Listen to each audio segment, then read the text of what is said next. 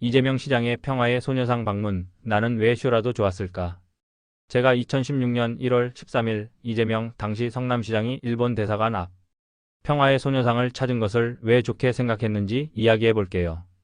당시 상황을 되짚어보면 왜 제가 그런 마음을 먹었는지 충분히 이해하실 수 있을 겁니다. 그때는 정말 시끄럽고 혼란스러운 시기였습니다. 2015년 가을 한국사 교과서 국정화 문제로 온 나라가 떠들썩했거든요.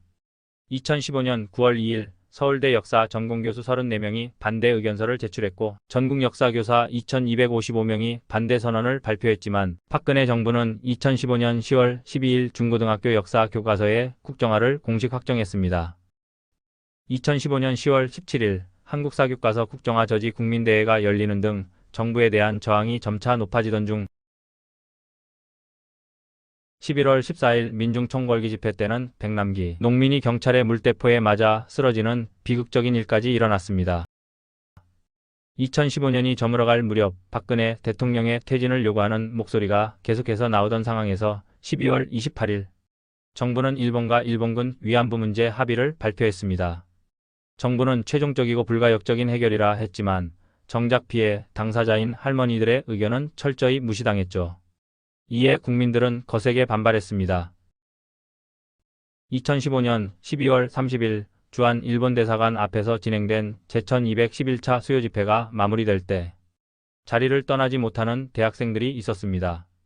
그들은 평화의 소녀상을 지키겠다며 노숙농성을 시작했고 영하의 날씨에 급작스럽게 내리는 비와 진눈깨비를 비닐 하나로 버텨낸 그들은 시민의 응원에 감사하다며 1월까지 평화의 소녀상 이전 반대 농성을 이어가겠다고 말하고는 평화의 소녀상 앞 노숙 농성을 이어갔습니다. 2016년 1월 13일 북한의 4차 핵실험 1월 6일을 빌미로 박근혜 대통령이 대국민 담화를 발표했는데 기자회견 중 기자의 질문에 위안부 합의에 대해 현실적 여건에서 최선의 노력을 다했고 소녀상 철거는 정부가 이래라 저래라 할 문제가 아니다라며 선을 그었습니다. 바로 이런 상황에서 이재명 당시 성남시장이 평화의 소녀상을 지키고 있던 청년들을 만나러 온 것입니다. 국민들은 분노하고 정부는 나 몰라라 하고 있을 때 말이죠. 그래서 저는 이게 설령 쇼라고 해도 좋다. 이런 쇼라면 계속 보고 싶다고 생각했던 겁니다. 2016년 성남시장 이재명은 2025년 대통령이 되었고 대통령이었던 박근혜는 2016년 국회에서 탄핵소추안이 가결되었으며 2017년 헌법재판소의 탄핵 결정으로 파면되었습니다.